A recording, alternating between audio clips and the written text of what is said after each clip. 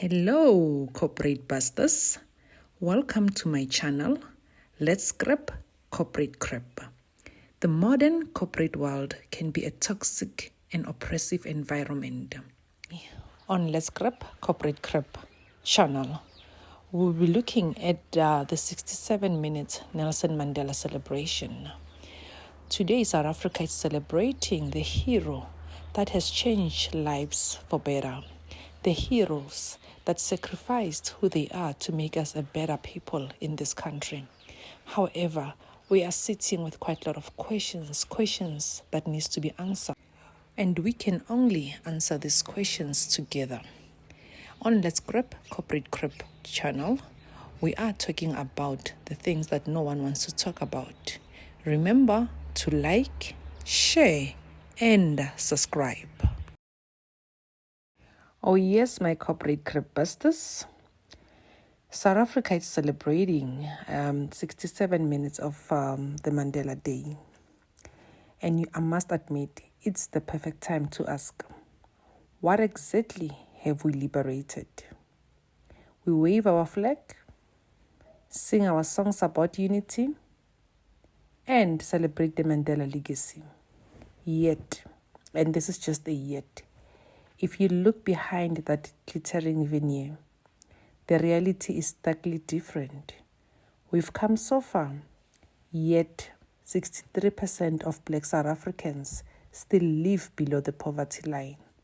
And to make matters worse, it's not only the poverty line, but also unemployment remains stubbornly high at around 32.6%.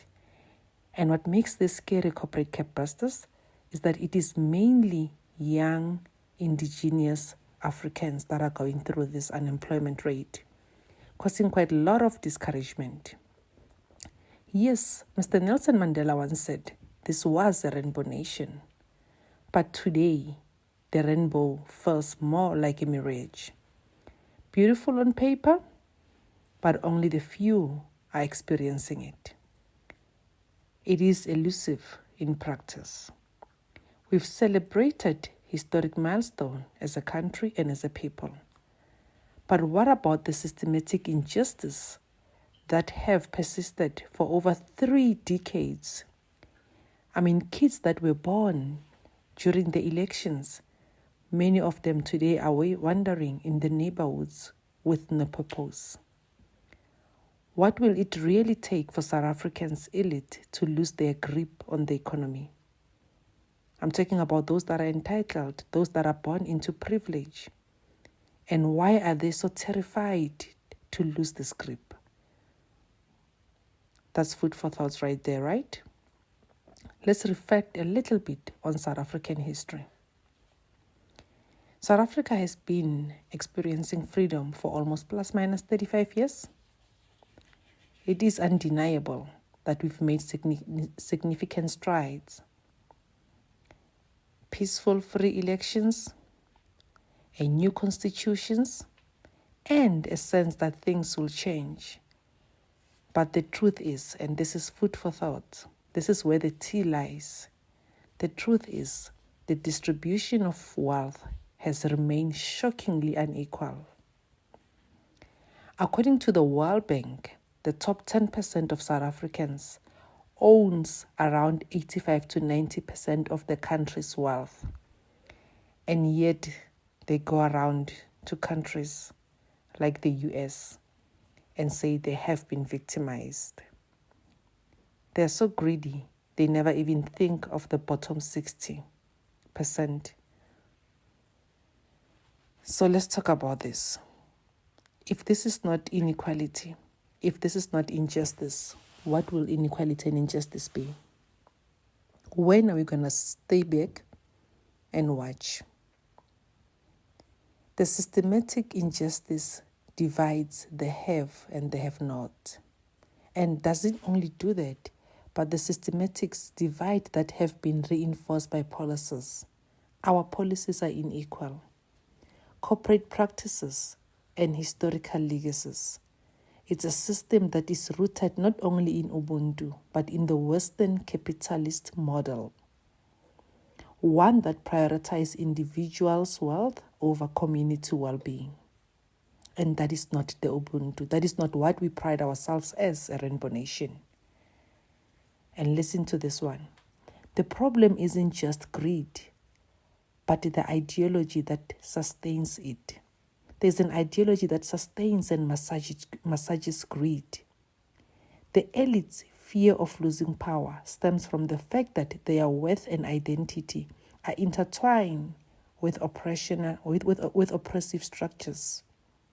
The structures protect their privileges, access to education, opportunities, political influences, and keep the have-nots at bay. For how long will the have-not remain beggars? And they're not beggars not because they're not capable. They're equally capable. But the road to opportunity is so linear that only the few are able to pass through.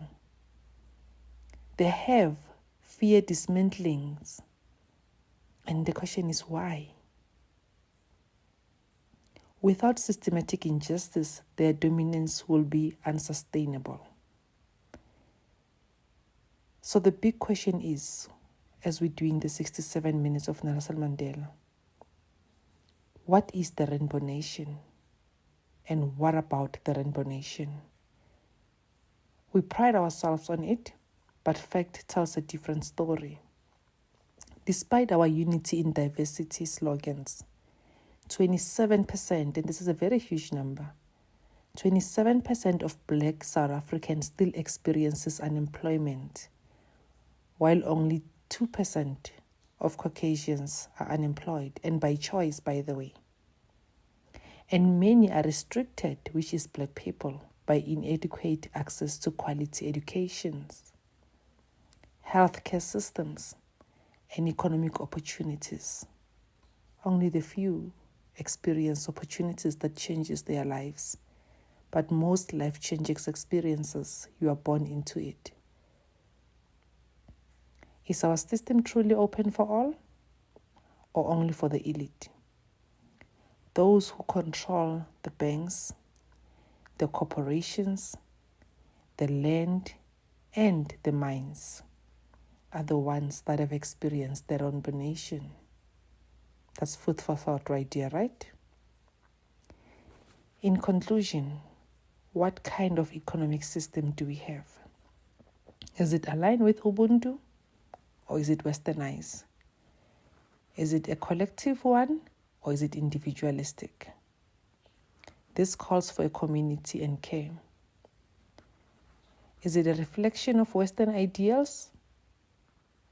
And the question is, are we free if we're still living under Western ideals? Individualism, which is a Western ideal, profit comes at a cost. And it's the cost of Ubuntu. It's a give and take cost. And those that take have no limits, and those that gives have no rights. Evidence suggests that our economy leans heavily toward the latter, with policies often favoring corporate interest over the communities that need support mostly.